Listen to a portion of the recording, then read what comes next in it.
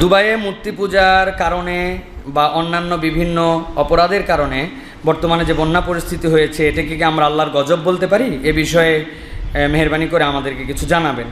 প্রিয় ভাইয়েরা, সাম্প্রতিক আপনারা দেখেছেন দুবাইয়ে যে ভয়াবহ বৃষ্টিপাত হয়েছে, যেটা মানব ইতিহাসেই একটা অঞ্চলে একদিনে বৃষ্টিপাতের ক্ষেত্রে একটা রেকর্ড। 250 মিলিমিটার তারা যে রেকর্ড, যেটা এক বছরে বৃষ্টি হয়, সেটা একদিনে বৃষ্টি হয়েছে। এটা একটা বিস্ময়কর ব্যাপার। এরকমভাবে এই জায়গায় বৃষ্টি হয়েছে।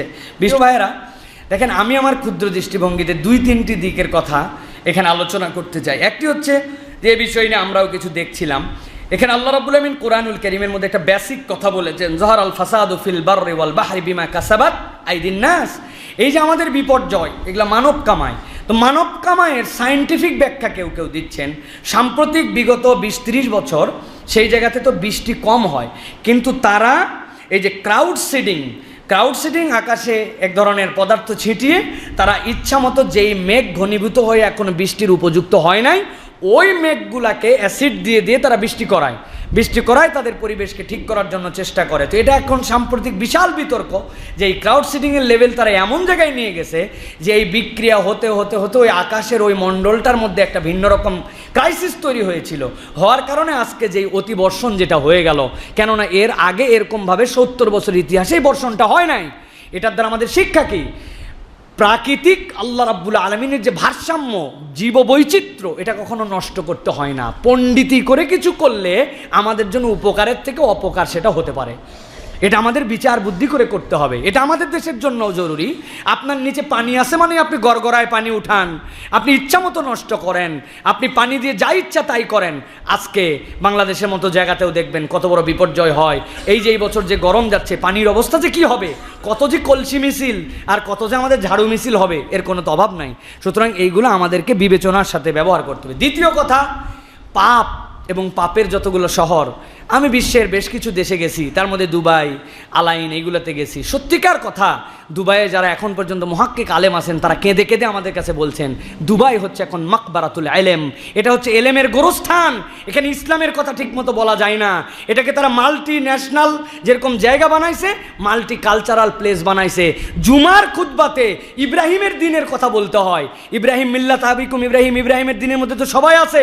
ওরা কৌশলে ইসলাম বাদ দিয়ে এরকম খুতবাও ইমামদের মুখ দিয়ে বের করায়। তা আল্লাহ রাব্বুল আলামিন যদি তাদেরকে কিছু ধাক্কা দিতে চান, হতেও তো পারে।